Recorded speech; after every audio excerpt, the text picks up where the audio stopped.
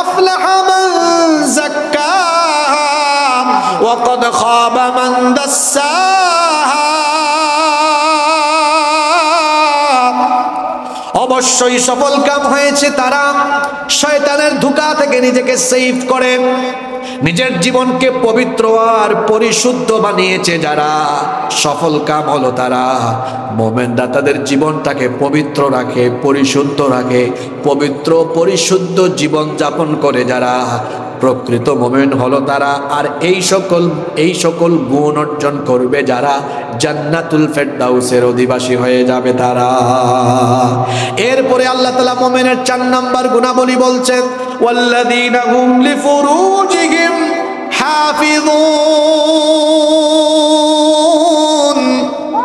মুমিন হলো তারা নিজেদের লজ্জাস্থানের হেফাজত করে যারা। শুনতেছেন আপনারা? আমরা কিন্তু আলোচনার প্রায় 60% 70% চলে আসছি, খেয়াল করে শুনেন। মুমিন হলো তারা, জান্নাতি মুমিন হলো তারা নিজেদের লজ্জাস্থানের হেফাজত করে যারা। লজ্জাস্থানের হেফাজত করতে হবে 2 ভাবে। মুফাসসিরিনে কেরাম বলেছেন, এর একটা অর্থ হলো পর্দা মেইনটেইন করে চলতে হবে। পর্দা মেইনটেইন করে চলতে হবে। এই যে যারা মায়েরা বোনেরা এসেছেন মাহফিলে, আপনি যখন বাড়ির বাহিরে বের হবেন 14 জন পুরুষের সামনে তো পর্দা করা লাগে না, যারা মাহরাম। এছাড়া বাদ বাকি সবার সামনে পর্দা করার হুকুমটা দিয়েছেন কে? আসতে বলবেন না, জোরে বলেন কে? আল্লাহ তাআলা আমাদের জন্য পোশাক সৃষ্টি করেছেন যেন আমরা এই পোশাক পরিচ্ছদের মাধ্যমে নিজেদেরকে আমরা যেন শালীনতার ভেতরে, পর্দার ভেতরে রাখি। শয়তানের কাজ হলো মানুষকে উলঙ্গ করা, শয়তানের কাজ হলো মানুষকে বেপর্দা বানিয়ে দেওয়া, নগ্নতায় মানুষকে ডুবিয়ে রাখা। এই জন্য আল্লাহ তাআলা যখন আমাদের বাবা আদম আলাইহিস সালাম আর আমাদের মা হাওয়া আলাইহাস সালামকে জান্নাতে দিলেন, জান্নাতে দিয়ে বললেন তোমরা জান্নাতের ভেতরে সানন্দে বসবাস করো, কিন্তু খবরদার ওই গাছটার কাছে যেও না। কিন্তু শয়তান তার ভীষণ আর ভীষণ বাস্তবায়নের জন্য তাদেরকে ওয়াসওয়াসা দিয়ে ওই নিষিদ্ধ গাছের কাছে যখন নিয়ে গেল, নিষিদ্ধ গাছের কাছে নিয়ে যাওয়ার পরে তাদের উভয়ের শরীর থেকে জান্নাতের পোশাক খুলে গেল। তারা তখন জান্নাতের গাছের পাতা দিয়ে তাদের লজ্জাস্থান ঢাকতে লাগলেন।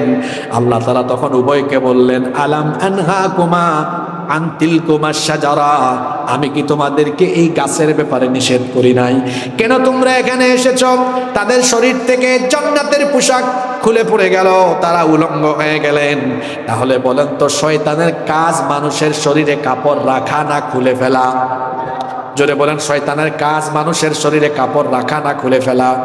এজন্য আল্লাহ কোরআনে বলেছেন, ইয়া বানি আদম লা ইয়াফতিনান্নাকুমুশ শাইতানু কামা আখরাজা আবাওয়াইকুম মিনাল জান্নাহ।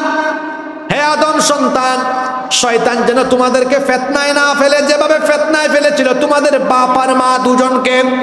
তোমাদের বাপ মা আদম এবং হাওয়া দুইজনকে ফিতনায় ফেলে শয়তান উলঙ্গ করে দিয়েছিল। শয়তান যেন তোমাদেরকে এভাবে উলঙ্গ করে ফিতনায় ফেলে তোমাদেরকে যেন উলঙ্গ করে না দেয়। আজকে শয়তানের এই ফিতনা কিভাবে আমার সমাজে, রাষ্ট্রে ঢুকে গিয়েছে দেখেন। আহারে, এখন দেখা যায় রাষ্ট্রের রন্ধে রন্ধে শয়তানের এমন মুরিদার খলিফা বের হয়েছে। দেখবেন বিভিন্ন কলেজ বিশ্ববিদ্যালয়ে অনেকে আমাদের মেয়েদেরকে পর্দা করতেও দেয় না, পরীক্ষার হলে ঢুকতে দেয় না, পরীক্ষা দিতে দেয় না, পর্দা করার কারণে। বলেন তো এমন ঘটনা বাংলাদেশে ঘটে কি ঘটে না? সাবধান হয়ে যান। প্রত্যেকেই তার দিন চর্চা করবে, এটা তার সাংবিধানিক আর তার ধর্মীয় অধিকার।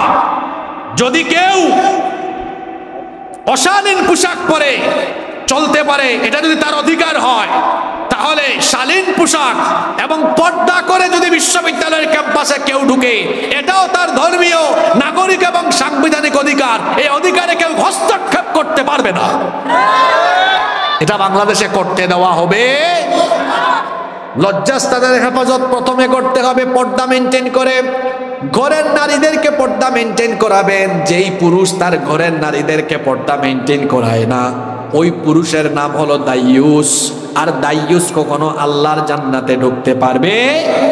এজন্য আপনার স্ত্রী, আপনার ওয়াইফ, আপনার মেয়ে, আপনার মা বোন, এদেরকে পর্দা করানোর দায়িত্ব আপনার। একজন নারী বেপর্দা হওয়ার পেছনে 4 শ্রেণীর পুরুষ দায়ী। কয় শ্রেণী? হয় তার বাপ, নইলে তার স্বামী, নইলে তার বড় ভাই, নইলে তার বড় ছেলে। এদের গাফলতির কারণে একজন নারী বেপর্দা হয়ে যেতে পারে। আচ্ছা, আপনি যদি ঠিক থাকেন, আপনার বউ বেপর্দা হয়ে ঘর থেকে বেরোতে পারবে? তবে গরম করে বলতে যাইয়েন না, নারীদের মন কিন্তু নরম। অনেকে আছে বউয়ের সাথে সারাদিন খ্যাট খ্যাট খ্যাট খ্যাট করে, আছে না এরকম? হ্যাঁ, আমি রমজান মাসের আগে কোথায় জানি মাহফিলে গেলাম, এক ছেলে আমাকে এরকম একটা স্লিপ দিয়েছে, দিয়ে বলতেছে, হুজুর আমি বিয়ে করছি 6-7 মাস হয়েছে, আমার বউয়ের মেজাজ ভালো না, খালি আমার সাথে খিটখিট খিটখিট করে, রান্না বান্নাও ভালো হয় না, সিদ্ধান্ত নিয়েছি তালাক দিয়ে দিব, আপনার পরামর্শ কি?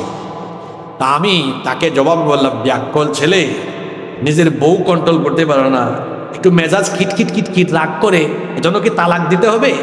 কৌশলেই তো কাজ করা যায়। তাকে তো বলা যায়, ওগো শোনো, তুমি যখন রাগ করো না তখন তোমারে যতটা ভালো লাগে, যখন রাগ করো তখন তোমারে তার চাইতে আরো বেশি কিউট লাগে। বলেন আর রেগে থাকবে? আর রাগ করার সুযোগ আছে? তো রান্না ভালো হয় না, আপনি খাইয়া বলেন, জানো আজকে যে রান্না করছো এত মজা, তোমার রান্নার হাত আসলে খুবই ভালো, একটু বলে দেখেন না। পরের বেলা যখন রান্না করবে তখন আন্তরিকতা আরো বাড়ায় দিবে। রান্না বান্না একটা শিল্প, আন্তরিকতা থাকলে রান্নার স্বাদ এমনি আসে। তা আপনি যেটা গরম করে বলে হবে না, নরম করে ভালোবাসা দিয়ে বললে দেখবেন এটা হয়ে যাবে। হবে না? আপনার বউ পর্দা করে না, আপনি বলেন, দেখো তুমি আমার কলিজা, তোমাকে এত ভালোবাসি, তোমার স্থান আমার হৃদয়ের গহীনে, তোমাকে আমিই দেখবো। হ্যাঁ, সুতরাং তুমি যদি অন্য কারো সামনে যাও, কেউ দেখে, আমার তো কলিজার টুকরা টুকরা হয়ে যাবে। একটু ইমোশনালি বলে দেখেন, আপনার বউ ভাববে আমার হাজবেন্ড তো আমাকে অনেক ভালোবাসে, বেপর্দা হবে না, ধীরে ধীরে দেখবেন পর্দার ভেতরে চলে আসবে ইনশাআল্লাহ। নারীদের মন, নারীরা হলো প্রজাপতির মতো। কিসের মতো? প্রজাপতি চিনেন না আপনারা? এটাকে আস্তে করে ধরতে গেলে উড়াল মারে, আর জুড়ে চেপে ধরলে এটা মরে যাবে। তাই জন্য নারীদের মন নরম, একটু নরম করে বুঝান, বুঝে ফেলবে। খিটখিট খিটখিট কইরেন না।